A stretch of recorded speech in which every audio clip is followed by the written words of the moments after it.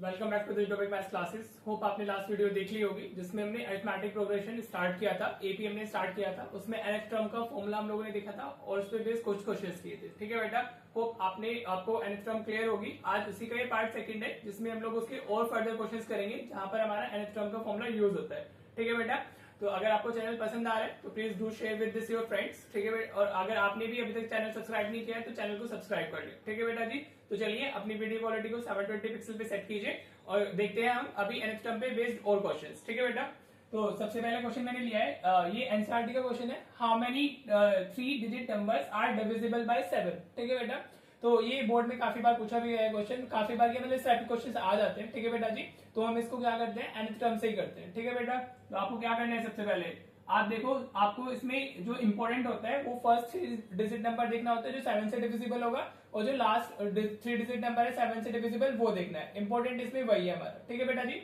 तो अगर मैं फर्स्ट 3 डिजिट नंबर की बात करता हूँ तो 100 मेरा सबसे फर्स्ट 3 डिजिट नंबर होता है। राइट, अब ये तो 7 से डिविजिबल नहीं है, तो अगर आप चेक करते हो इसको 7 से डिवाइड करोगे तो 7 माइनस 7 कितना मिलेगा आपको, 3 0 7 4 इज व्हाट 28। तो आपको रिमाइंडर क्या मिल रहा है, 2 मिल रहा है। ठीक है बेटा, तो जो रिमाइंडर होता है अगर हम उसको गिवन नंबर से सब्ट्रैक्ट कर देते हैं तो हमें वो डिविजिबल नंबर मिल जाता है। अगर यहाँ पे रिमाइंडर 0 होना चाहिए था ना, तो अगर हमें 0 चाहिए तो हम इसको 2 से मल्टीप्लाई सब्ट्रैक्ट कर देंगे इसको, तो 100 माइनस 2 कितना आ जाएगा हमारा, 98 आएगा। हाँ जी, तो 100 से पहले जो नंबर 7 से डिविजिबल है दैट इज 98, लेकिन वो क्या है हमारा 2 डिजिट। तो हम इसमें क्या करेंगे, इसमें हम लोग 7 ऐड कर देंगे। हाँ जी, समझ आ रहा है बेटा, तो ये कितना हो जाएगा, 8 to 7 is 15 और 9 और 1 10। ठीक है बेटा, तो जो फर्स्ट 3 डिजिट नंबर होगा हमारा वो क्या होगा, इसमें ए की वैल्यू हमारी आ जाएगी 105। ठीक है बेटा जी, राइट। अब ये मल्टीपल्स ऑफ हमारा 7 है तो इसमें हमारा क्या होगा, डी विल बी 7। समझ आ रहा है बेटा, मैं एपी भी लिख के दिखा दूंगा आपको। फर्स्ट टर्म क्लियर हो गई है। फर्स्ट 3 डिजिट नंबर जो हमारा है दैट इज 100, उसको हमने 7 से डिवाइड किया तो हमें 2 रिमाइंडर मिल रहा था। अगर हम 2 को माइनस करते तो 100 माइनस 2 हमारा 98 आएगा। 98 इज द नंबर जो हमारा 7 से डिविजिबल है, बट वो 2 डिजिट है, तो अगर हमने इसमें 7 ऐड किया तो हमें 105 मिल गया। तो 105 is the first 3 digit number which is divisible by 7। ठीक है, अब लास्ट देखते हैं, लास्ट क्या होगा हमारा, तो हम 999 ले लेते हैं। लास्ट 3 डिजिट नंबर हमारा 999 है ना, तो इसको 7 से डिवाइड करो आप, तो 7 माइनस 7 आपको मिलेगा 2, ये 9 हो गया हमारा। 7 4 इज व्हाट 28, तो 1 9 7 2 इज व्हाट 14 आ गया। तो हमारा रिमाइंडर क्या है, 5 आया। तो मींस इसमें 5 ज्यादा है 999 में 7 से डिविजिबल होने के लिए। तो आप क्या करोगे, इसको 999 को 5 माइनस कर दोगे तो आपको कितना मिलेगा, 994 मिल जाएगा। सो 994 इज द हमारा last 3 digit number which will be divisible by 7। तो आपको लास्ट टर्म कितनी मिल गई हमारी यहाँ पर, 994 मिल गई। ठीक है बेटा, आप बस कुछ नहीं है, आप इसमें नंबर ऑफ टर्म्स हमें बतानी है, हाउ मेनी 3 डिजिट नंबर्स, तो आप इसको लास्ट टर्म वाला फॉर्मूला यूज कर लोगे। ठीक है, होप आपको क्लियर हो गया होगा। अगर आप चाहो तो आप एपीपी लिख सकते हो। पहला नंबर हमारा जो 7 से डिविजिबल है दैट इज 105, फिर नेक्स्ट क्या होगा 112 होगा, इसमें हम 7 ऐड कर देंगे, फिर नेक्स्ट क्या होगा 119 कर देंगे, और जो लास्ट होगा वो 999 हो जाएगा। ठीक है बेटा जी, so this will be the AP. आप लिखना चाहो तो ये भी लिख सकते हो। बाकी अगर आप ए डी और एल लिख लेते हो तो आपको वहां से क्लियर हो जाएगा। डी कहां से आया है, ये हमारा हमें वो नंबर्स बताने जो 7 से डिविजिबल है, तो हर एक मतलब डी क्या होगा हमारा 7 होगा। ठीक है बेटा जी, नाउ आप क्या लिखोगे, आपको सिर्फ इतना लिखना है, we know that, last video में मैंने बताया था कि जो लास्ट टर्म होती है उसका भी फॉर्मूला सेम होता है जो nth टर्म का होता है, because last term is also the term of AP ना, तो बस वहां से जो n मिलता है वो टोटल नंबर ऑफ टर्म्स हमें मिल जाते हैं। राइट, तो आपको कुछ नहीं करना है, just put the all the values. तो 994 हो गया, ए हमारा 105 है, प्लस n माइनस 1, डी हमारा 7 आया है। राइट, अब 7 को आप अंदर मल्टीप्लाई कर दो तो 994 equal to 105 plus 7n minus 7 आ गया। ठीक है, 7 को अंदर मल्टीप्लाई किया ना, तो ये 994 105 माइनस 7, तो ये 98 हो जाएगा प्लस 7n। हाँ जी बेटा, राइट। अब 98 को इधर शिफ्ट कर लो तो 994 माइनस 98 इक्वल टू 7n आ गया हमारा। राइट, अब आपको उसको क्या करना है, इसको सब्ट्रैक्ट करना है, इसको 14 minus 8 will be 6, 18 minus 9 is 9, और इधर 8 आ जाएगा, 896 equal to 7n।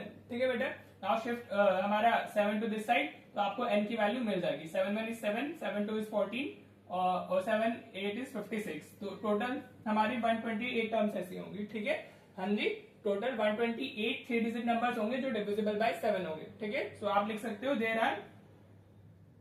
Are 128 3 digit numbers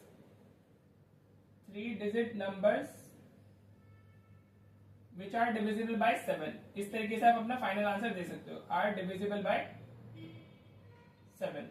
ठीक है बेटा। तो अगर ये आपका 2 मार्क्स से 2 मार्क का क्वेश्चन, उससे ज्यादा तो ये नहीं आएगा। बेसिक के लिए तो काफी इंपॉर्टेंट है, स्टैंडर्ड में भी पूछा जा सकता है। ठीक है, स्टैंडर्ड में इस टाइप के क्वेश्चन हमारे एमसीक्यूज में आते हैं। तो एमसीक्यूज में आपको इतना सब नहीं करना है, फटाफट ए और ये ए डी तो वो होता ही है जिस नंबर का भी पूछा जाता है। ए हमारा फाइंड करोगे, एल फाइंड करोगे, क्विकली वैल्यूज डालोगे, पूरा शिफ्टिंग वगैरह फटाफट फटाफट करना है और इतना आपको फटाफट से ऑप्शन टिक कर देना है। ठीक है बेटा जी, होप आपको ये क्वेश्चन अच्छे से क्लियर हो गया होगा and this is quite important. ठीक है, चलिए नेक्स्ट क्वेश्चन देखते हैं। देखो बेटा, ये क्वेश्चन लिया मैंने, ये भी हमारा इंपॉर्टेंट है फॉर 2 मार्क्स, बेसिक के लिए, हाँ जी, स्टैंडर्ड के लिए भी और एमसीक्यूज में तो आ ही सकता है। ठीक है, एनसीईआरटी का क्वेश्चन है तो इंपॉर्टेंट हो जाता है, राइट। क्या बताना है आपको, for board value of n are the n terms of 2 APs are, एक एपी आपको ये दी हुई है, एक एपी आपको ये दी हुई है, उसकी दोनों की nth टर्म है वो इक्वल है, राइट। तो ये बहुत इजी क्वेश्चन है। तो अगर आप इसमें इसके आंसर की बात करते हो तो अगर आपने इधर लिखा AP1, इसको हम फर्स्ट से रिप्रेजेंट कर देते हैं। फर्स्ट एपी हमारी क्या है, 1 7 13 19। आपको क्या करना है, सिर्फ दोनों की nth टर्म को फाइंड करना है। ठीक है बेटा जी, राइट। तो यहाँ से हमारा क्या हुआ, ए की वैल्यू कितनी आएगी, ए हमारा 1, मतलब फर्स्ट टर्म तो फर्स्ट यही होती है हमारी। डी क्या होगा हमारा 7 - 1 हो जाएगा, 7 - 1 कितना आ गया हमारा 6 आ गया। हाँ जी बेटा, अगर हमें ए की पता होती है तो ए और डी लिख सकते हैं ना, राइट। बस अब यहाँ से पहले इसकी ए एन लिख लो। ए एन क्या होगा हमारा इसमें, a + n - 1 इंटू डी हो जाएगा, राइट। हाँ जी, बस अभी n तो आपको पता नहीं ना, an in terms of n ही आनी है, n ही आएगा आपका। ठीक है, तो आपको n बताना ही है, find the value of n उसने पूछा होगा, राइट। तो अभी यहाँ पर आप देखते हो तो a की वैल्यू 1 हो गई प्लस n - 1, डी की वैल्यू हमारी कितनी आई है 6 आई है। ठीक है बेटा जी, समझ आ रहा है हो डी। देखो हमेशा डी के लिए सक्सेडिंग माइनस प्रीसीडिंग ही करना, 7 - 1 13 - 7 कहीं से भी आप फाइंड कर सकते हो, लेकिन सक्सेडिंग माइनस प्रीसीडिंग ही करना है। ठीक है, आगे वाली टर्म माइनस पहले वाली टर्म।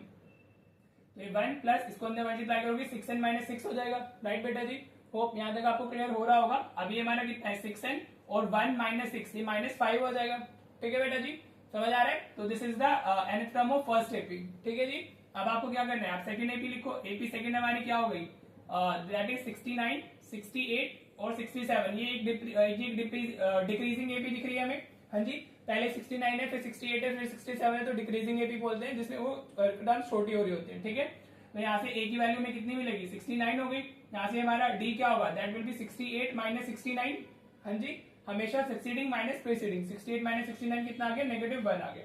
ठीक है बेटा, अब इसकी nth टर्म फाइंड करेंगे हम लोग। तो an के लिए फॉर्मूला हमारा भाई a + n - 1 इंटू डी हो गया, राइट। इसको मैं डैश से रिप्रेजेंट कर रहा हूँ just to differentiate between these two APs. ठीक है, वो फर्स्ट की टर्म है और ये हमारी सेकंड की टर्म है। ठीक है बेटा, बहुत इजी क्वेश्चन है। वैल्यूज डाल दो, 69 हो गया प्लस n - 1, डी की वैल्यू -1 आ गई, राइट बेटा जी। तो ये कितना आएगा 69, माइनस से मल्टीप्लाई करेंगे -n + 1 आ जाएगा।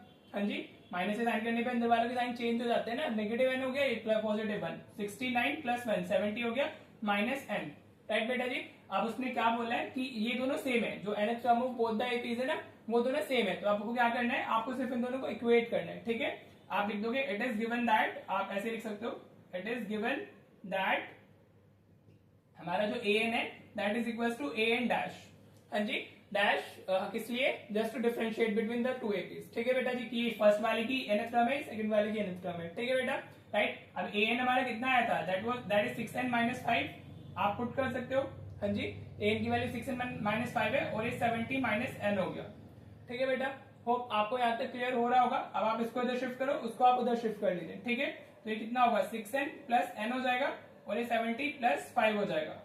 ठीक है बेटा जी, समझ आ रहा है। तो ये कितना हुआ, दिस इज 7n = हमारा कितना आएगा, ये हो गया 70 + 5, 75 आ गया। ठीक है बेटा, तो यहां से हमारा n = कितना हो जाएगा, दैट इज 75/7,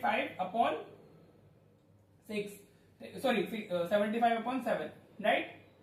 हाँ जी बेटा, कितना है हमारा 75/7 आया, राइट। अब n की वैल्यू एक होल नंबर नहीं है, समझ आ रहा है, राइट। तो आप लिख दोगे there is no value of n, this is not possible, right. And should be हमारा क्या होना चाहिए, that should be a natural number होना चाहिए। तो आप लिख दोगे there will be no value of both the APs which is same, both the APs which is same. ठीक है बेटा, आप ऐसे डाल सकते हो, या कोई भी वैल्यू नहीं होगी हमारी इसमें से दो, मतलब इसमें इन दोनों टर्म्स में कोई भी सेम वैल्यू हमारी होगी ही नहीं। ठीक है बेटा, अगर आप यहाँ पे कोई n की परफेक्ट वैल्यू आ जाती तो आप लिख देते that term of both the APs will be same. Suppose यहाँ पे n की वैल्यू 30 आई होती तो हम लिख देते 30th term of both the APs will be same. ठीक है बेटा, होप आपको अच्छे से क्लियर हो गया होगा। देखो बेटा, ये क्वेश्चन तो बहुत इंपॉर्टेंट है, आप इस पे कितने भी स्टार मार्क कर सकते हो। एमसीक्यूज में आ सकता है स्टैंडर्ड के, डायरेक्टली 2 मार्क्स में आ सकता है, राइट। आज जो मैं क्वेश्चन करा रहा हूँ सारे ही इंपॉर्टेंट है, सारे सीबीएसई में पूछे गए, right. And this is very important, find the 12th term from the end. ठीक है, इस वर्ड पे फोकस करना है आपको, फ्रॉम द एंड। आपको या तो फ्रॉम द एंड बोलेगा या फ्रॉम द लास्ट बोलेगा, राइट। कोई भी टर्म पूछ लेगा, from the end of the AP आपको दी हुई होगी, ठीक है। तो आपको इसमें क्या करना है, ये बहुत इजी क्वेश्चन होते हैं लेकिन बच्चे को लगता है कि पता नहीं क्या ही मुश्किल क्वेश्चन है, राइट। तो आपको कुछ नहीं करना है, आपको एपी को रिवर्स ऑर्डर में लिखना है, मींस फर्स्ट को लास्ट टर्म बना देना है, लास्ट को फर्स्ट टर्म बना देना है, दैट्स इट, ठीक है जी। और इसमें कॉमन डिफरेंस का साइन चेंज हो जाएगा। तो आप इसमें लिखोगे writing AP in reverse order. क्या कैसे लिखोगे आप इसको, रिवर्स ऑर्डर, ठीक है बेटा। आप बस अपनी एपी को रिवर्स ऑर्डर में लिख लो, मींस उल्टा लिखना है उसको। जैसे 3 8 13 डैश डैश डैश 253 लिखा है, तो हम इसको ऐसे लिख देंगे 253 डैश डैश डैश 13 8 एंड 3, इस तरीके से लिख देंगे, राइट बेटा जी। बस इस चीज का ध्यान रखना, इसको आप उल्टा लिखोगे, 253 पहले आएगा, फिर 13 आएगा, फिर 8 आएगा और 3 सबसे लास्ट में जाएगा। तो फर्स्ट टर्म लास्ट बन गई, लास्ट टर्म हमारी फर्स्ट बन गई टेक्निकली, ठीक है बेटा जी। तो बस आप कुछ नहीं करना है, आपको 12th टर्म फाइंड करनी है, जिसके लिए आपको ए और डी चाहिए होगा। और ए और डी हमें दिख रहा है एपी के अंदर अपना। तो ए हमारा क्या है, ए इज हमारा 253, ठीक है बेटा। फर्स्ट टर्म हमारी ये है ना, और डी हम फाइंड कर लेते हैं। डी के लिए में किसी भी सक्सेडिंग टर्म को प्रेजेंट टर्म से माइनस करना होता है। आप इसको 3 - 8 कर दो, 3 - 8, तो डी कितना आ गया, -5 आ गया, ठीक है बेटा जी। आप 8 - 13 भी कर सकते हो, 8 - 13 इज ऑल्सो रिजल्ट इन -5 ना, और 3 - 8 इज ऑल्सो -5, ठीक है बेटा। होप आपको अभी तक सब क्लियर हो रहा होगा। अब बस कुछ नहीं है, अब हमें क्या बताना है, अब हमें ए एन का फॉर्मूला यूज करना है। वो क्या होता है, a + n - 1 × d, राइट। अब इसमें में a12 बताना है, तो a12 को हम कैसे लिख सकते हैं, a + 12 - 1 d लिख लोगे आप इसको, ठीक है बेटा। a12 बता रहे हैं ना, तो ये मैंने समझाया अभी तो लास्ट वीडियो में कि इसको यहाँ जो होता है उसका एक नंबर का एक माइनस होकर के डी के साथ आ जाता है। तो this is what, a + 11d, ठीक है बेटा जी, राइट। ऐसे स्टैंडर्ड के एमसीक्यू में आया है, और एमसीक्यूज में जो हर बार आ ही जाता है, ठीक है। तो उसमें आपको क्विकली ये करना है, ए इस तरीके से करोगे ना आप, तो आपका आंसर सीधा डायरेक्टली मिल जाएगा। तो a12 = a + 11d। अब वैल्यूज डाल दो, a हमारा कितना है, दैट इज 253 + 11, d हमारा कितना है, -5 आया, राइट। तो 253 - ये 55 हो गया, ठीक है बेटा। तो ये कितना आएगा हमारा, 13 - 5 = 8, ये हमारा आ जाएगा 198 हो जाएगा, ठीक है बेटा जी। तो a12 हमारी कितनी होगी, 198 होगी, ठीक है बेटा। देखो कितना इजी क्वेश्चन है, और ये एमसीक्यूज में या फिर 2 मार्क्स में इजीली आ सकता है। मेन थिंग इज दैट आपको इस वर्ड को फोकस करना है, फ्रॉम द एंड, एंड आपको देखना है, ठीक है। एंड भी लिखा सकते हैं, फ्रॉम द लास्ट भी, और आपको सिर्फ एपी को उल्टा लिखना है, and you will be getting your answer, ठीक है बेटा। A first term last term, last term first term, और हमारा नेगेटिव साइन मतलब डी का नेक्स्ट साइन चेंज हो जाता है। यू कैन सी ओरिजिनल में डी हमारा 5 होता है ना, यहाँ पर क्या हो गया, -5 हो गया, ठीक है बेटा। होप आपको अच्छे से क्लियर हो गया होगा। अगर नहीं हुआ है तो आप कमेंट कीजिएगा, मैं वापस एक्सप्लेन कर दूंगा, because this is quite important, ठीक है। चलिए हम नेक्स्ट क्वेश्चन देखते हैं। देखो बेटा, ये भी अच्छा क्वेश्चन है, एनसीईआरटी का ही क्वेश्चन है, लेकिन इंपॉर्टेंट है, सीबीएसई में आया हुआ क्वेश्चन है, राइट। एनसीईआरटी से भी कुछ क्वेश्चन आते हैं सीबीएसई में, पहले तो काफी आते थे, अभी कम हो गए हैं, अभी ज्यादा कॉन्सेप्चुअल हो गया है सीबीएसई, राइट। लेकिन बेस तो एनसीईआरटी ही है। तो एनसीईआरटी को तो आपका एनसीईआरटी के तो आपको हर एक क्वेश्चन एकदम रटा हुआ होना चाहिए, ठीक है बेटा। चलिए देखते हैं कैसे करना है इस क्वेश्चन को। हाँ जी, क्या दिया हुआ है हमें, the sum of 4th and 8th term of an AP is 24, मतलब अगर आप 4th टर्म या 8th टर्म को ऐड करते हैं तो हमें 24 मिलेगा, and the sum of 6th and 10th term is 34, ठीक है बेटा। देखो ये काफी इजी क्वेश्चन है, और हमें एपी बतानी है, ठीक है। एपी के लिए हमें क्या चाहिए होगा, हमें ए और डी चाहिए होंगे, हम तभी बता सकते हैं ना एपी, राइट। देखो मैंने आपको लास्ट वीडियो में भी बोला था, आप अगर आप टर्म्स को जो आपको क्वेश्चंस गिवन है उसको सिंबॉलिक फॉर्म में लिख लेते हो तो फिर वो काफी इजी हो जाता है, ठीक है बेटा। तो लिखते हैं, हमें A4 को हम कैसे लिखेंगे, A4 लिखे इस तरीके से लिखेंगे, ठीक है बेटा। प्लस A8 को हम कैसे लिखेंगे, A8 इस तरीके से लिख लेंगे हम लोग, राइट बेटा जी। इक्वेशन में क्या दिया हुआ है, 24 दिया हुआ है, इन दोनों का सम कितना है हमारा, 24 हो गया ना, ठीक है बेटा। होप आपको यहाँ तक क्लियर हो रहा होगा। तो अभी आप ऐसे बोल सकते हो गिवन, हाँ जी, राइट। अब A4 को हम क्या लिख सकते हैं, A + 3D लिख सकते हैं इसको, हाँ जी भाई, अभी समझाया ना लास्ट क्वेश्चन में भी, अगर यहाँ A4 है तो इधर कम हो जाता है एक D के साथ में। प्लस A8 को हम क्या लिख सकते हैं, we can write this is A + 7D is equal to में कितना मिल गया, 24 मिल गया, ठीक है बेटा, राइट। मैंने कुछ नहीं किया, A4 को मैंने A + 3D लिखा है, और ये कहां से आता है, nth टर्म के फॉर्मूले से ही आता है, ठीक है बेटा जी। Now A + A like terms को ऐड कर लेते हैं, ये 2A मिल गया, प्लस 3D + 7D 10D हो गया, equals to 24। Let this is what, first equation, ठीक है बेटा। हाँ जी, लाइक टर्म्स को ऐड किया है, a प्लस ए 2a हो गया, 3d प्लस 7d 10d हो गया, इक्वल्स टू 24, और इसको हमने फर्स्ट इक्वेशन मार्क कर दिया। ठीक है, नाउ हमें क्या दिया हुआ है, हमें दिया हुआ है a6 प्लस a10 दिया हुआ हमें, विच इज व्हाट 34। ठीक है बेटा जी, a6 sum of sixth term and eighth term, sum को तो प्लस से रिप्रेजेंट कर देंगे ना, राइट। तो a6 प्लस a10 हमारा कितना हो गया 34 हो गया, राइट। नाउ a6 को आप क्या लिखोगे, you will be writing this a plus as a plus 5d, और a10 हमारा क्या होगा, this will be a plus 9d, equals में हमारा 34 लिखा हुआ है, राइट बेटा जी। होप क्लियर हो रहा होगा। अब a प्लस ए 2a हो गया, और 5d प्लस 9d 14d हो गया, इज इक्वल्स टू व्हाट 34। ये हो गई हमारी इक्वेशन सेकंड।